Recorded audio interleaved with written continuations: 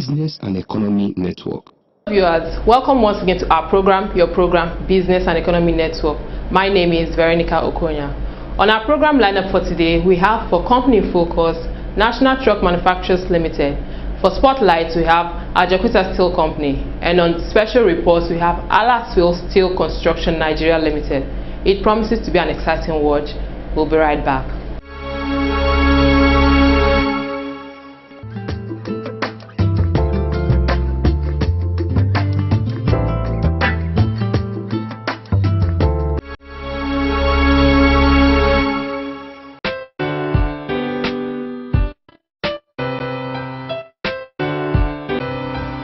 National Truck Manufacturers is a joint venture between the Nigerian government and Fiat Iveco of Italy, with Nigeria holding 25% and Fiat holding 75% back then in 1980, when the company was registered.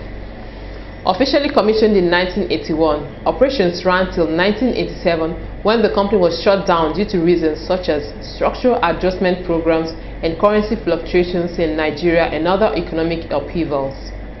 In March 2003, the company was reopened and became a private company in Nigeria when investors picked up the company's shares in a bid to herald a new dawn for the management. Well, National Trucks Manufacturers was one of the first original assembly plants here in Nigeria. It was a joint venture between the federal government and Fiat Iveco of Italy. And the federal government of Nigeria actually had a 25% shareholding, with Fiat Iveco holding 75%. They started operations in 1980. It was officially commissioned by President Shehu Shagari in 1981, and operations ran smoothly until about 1987, when they had to shut down due to the structural adjustment program, foreign currency fluctuations and other economic factors. But the assembly plant was originally set up for assembly from SKD stroke CKD components for heavy duty trucks and agricultural tractors. Yeah. Now, during the administration of President Olusegun Obasanjo, the privatization program came on board, and that was when we, or should I say the investors, saw the opportunity to try and benefit both from the privatization program and the economic strides Nigeria is trying to make, and they purchased the majority shareholding of National Trucks Manufacturers. So it became a private company in March 2003. The company, being just about only one of its kind in Nigeria, has been succeeding through many challenges doing business in Nigeria. Patiently, the management waited for the auto policy to be implemented so that it can begin to operate in a new way. And in 2003, when we took over, National Trucks Manufacturers became a new company. Still had the same name, but it became a new company. And we are actually one of the only assembly companies after privatization that have continued going. Since 2004, when we started full assembly, we have not shut down operations. So yes, we've had difficult time along the way, but in no way have we had any nosedives or any major incidents. So it's just we have been waiting for this auto policy to come on board in order for us to take full advantage of the policy and the opportunities that both Nigeria and our company can offer Nigerians. Expansion has meant that the company oversteps the manufacture of agricultural tractors and heavy-duty trucks, being the original concept of the management from inception. But now, commercial transportation vehicles are very much part of the company's operations. Now, cargo tricycles of different grades and other trucks of different capacities are manufactured. Others are 16-seater buses, double cabin pickups. The primary vision of the company is to make products suitable to the needs of all Nigerians, no matter what work they do and what their preferences are. Well, I would say that, again, our company, we have expanded our operations. Apart from agricultural tractors and heavy-duty trucks, which was the original concept. We have expanded our operations to include all modes of commercial vehicle transportation. The only product we haven't yet tried here in Kano has been the passenger vehicle, right? And I'll give you prime examples. Today, when we visit the factory, you'll see we have the cargo tricycle, cargo passenger tricycle. We have a 1-ton truck, we have a 2.5-ton truck, 5-ton trucks, 10-ton trucks, 40-ton trucks, 30-ton tippers, 15-seater bus, single cabin, double cabin pickups. So all range of commercial vehicles, we have the capability of assembling them here, and we have done so, including agricultural tractors. So our range of products suited to all classes of Nigerian. I wouldn't say that we we would put ourselves in one class, but we cater to all Nigerian needs, from the simple farmer for use of the agricultural tractor, and also to get his wares to the market by use of our cargo tricycle, or if he has a bigger farm, our light-duty trucks, the transporters, using the heavy-duty trucks either for the petroleum products or for container products, construction companies for the tippers, waste management agencies all over Nigeria also use our tippers. We've provided troop carrier vehicles to the Nigerian Army as well. So we cater to all levels of Nigerians and various government agencies in Nigeria. National Truck Manufacturers is determined to keep providing affordable vehicles, not just for Nigerians, but also for West Africa as a whole. Well, if we just try and be as simplistic as possible, we aim to provide affordable commercial vehicles to not just Nigerians, but we're looking at West Africa. We have to remember the position of Nigeria in our global economy. And this is also one of the advantages of the auto policy. We are looking forward. We're not just looking at Nigeria, but we're looking at West Africa, and perhaps even Africa as our, as our marketplace. Take the example of South Africa. They're exporting vehicles worldwide. Their auto policy started 20 years ago. Nigeria is in fact behind the times. This auto policy is delayed, and being a part of the auto industry, I am extremely glad that it has come on board now. We will have a lot of naysayers out there, but the truth of the matter is Nigeria needs to take this step, and thanks to the vision of Honorable Minister of Trade and Investment and Mr. President, we have taken the next logical step forward, and this auto industry is going to benefit not just Nigeria alone, but the West African community.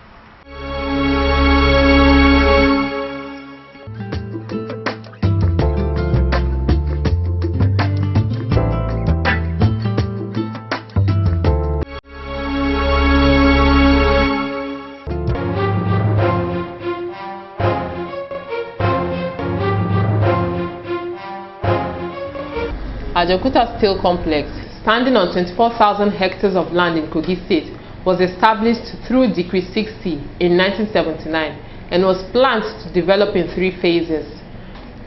Firstly, to produce 1.3 million tons of steel.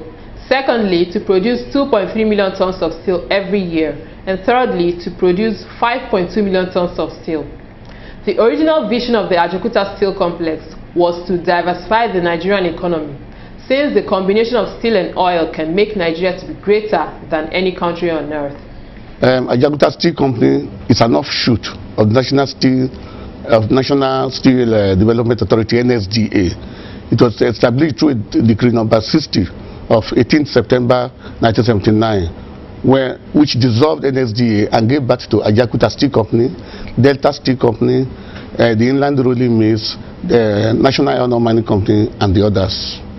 Ajaokuta Steel Company was planned to develop in 3 phases. The first phase to produce 1.3 million tons of steel, second phase of 2.6 million tons of steel per annum, and the third phase of 5.2 million tons of steel. It was developed, steadily developed with a vision of erecting a metallurgical plant, engineering complex, that is critical to the diversification of our economy. Ajaokuta occupies 24,000 hectares of land. That is so far. Ajaokuta, as at 1994, was 98% completed before the Russians left, due to just issue of external infrastructure that will be required in bringing the raw materials to the plant. President Goodluck Jonathan reiterated the proper role of steel production in Nigeria when he gave a short address in which he mentioned that for 2020, the production of steel is paramount. And if steel is not produced in abundance by 2020, the vision of Nigeria's being among the top 20 economies by then is only an illusion. However, the Industrial Revolution plan in Nigeria is paramount, and there's no way it will work without the revival of the Ajaokuta Steel Complex. What is required now is the completion of the external infrastructure which will enable the raw materials to come in. Since the plant was originally planned to operate with rail lines mainly and not for motorable roads, government has a master plan to make sure that these external infrastructure works simultaneously with the completion of the plant. These can be done in within 2 years. I will start also with a quotation of the president. The president himself said, and I quote, "One thing that is dear to Nigerians is the Ajaokuta Steel Complex. And until we revive that complex, we cannot talk about Vision 2020 or transformation agenda." This is because for you to play globally, you must industrialize. And for you to industrialize, you must produce steel. And for you to produce steel, the Ajaokuta Steel Complex must be revived. End of quote. This is the president himself saying this in Lokoja. So I believe that the Industrial Revolution plan is going to work with Ajaokuta Steel Plant, and the Minister of Industry, Trade and Investment has made that one very clear. We at Ajaokuta, we are supporting this. Like I said, all we require now is, apart from the revival of the steel plant, is to complete the external infrastructures that are required. It is critical to the commissioning of Ajaokuta, because without the external infrastructures, we cannot bring in the raw materials to the plant or even take our products away. This was the main reason that the Russian company TH Provexport, TPE, left Nigeria in 1994, and later the project was determined in 1996. Issue of external infrastructure alone, it is very critical. So what the government is doing now is to ensure, first of all, that Ajaokuta is revived. The work is already going on that. The government is only waiting for the arbitration to be completely over. And the government also has a master integrated infrastructure plan. That one also is an area that the government also intends to complete the external infrastructure. But this must be done, simultaneously with the completion of the plant. Because from all the schedules we have, the plant can be reactivated and completed within 24 months. So, during the same time, the rail lines and other infrastructures required for the completion or commissioning of Ajaokuta can also be completed around that. So they have to be done pari passu. Okay, I will break it down this way. I'll start with the longest one. That is we need a rail line. Actually, the plant is designed with a rail line in mind to bring in our raw materials, especially the coking coal, from on a port, a deep sea port, to Ajaokuta. And there's a rail line between to Port Harcourt and to Otukpo. There is none between Otukpo and Ajaokuta. That was why, like I mentioned earlier, the government of Shagari did the rail bridge across the river Niger. So once that rail line is in place, That is the first thing, because there is no other feasible or viable way of bringing the coking coal of 1.32 million tons to Ajaokuta. No amount of trucks we have that can do that. Secondly, the other rail line that is critical is the one I mentioned earlier also, the one from Jakura to meet the rail line from there's existing rail line from Itakpe to Ajaokuta. So this one, the one from Jakura is to meet that rail line around the Ganji. It's also critical because the limestone requirement is about 700,000 tons. The easiest and viable way is to bring it by rail. Others are still roads, access roads. The access road between Okene and Ajaokuta is in a complete mess. It has to be rehabilitated. And some other, even to the mines, we have the Osara Dolomite mine. We need access road to that place, and some other famous thing. We may not use that one now. There are some around the Igara area where we may also need to do some access roads to, or even a bypass, rail bypass to those mines. We believe that the mines, even though they are not developed now, once these roads are being opened, we will have enough entrepreneurs who can get to the mines, mine them, and give us the raw materials that are required.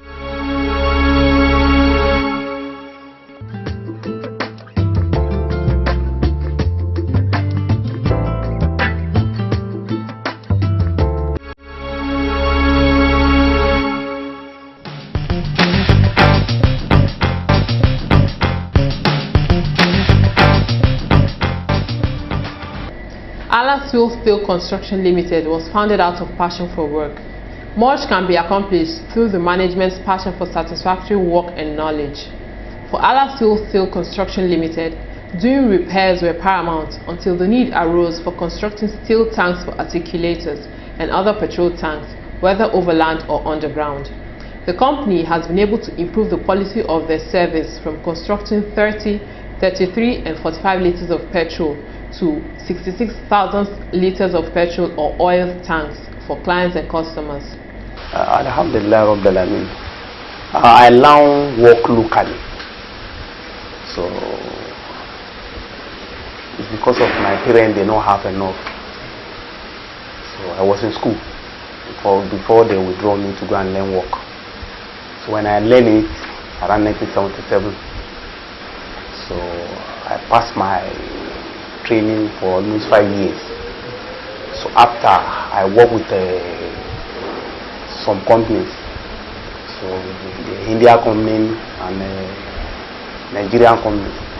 So after like 7-8 years, I started my own. So I think around 1989. So I thank God.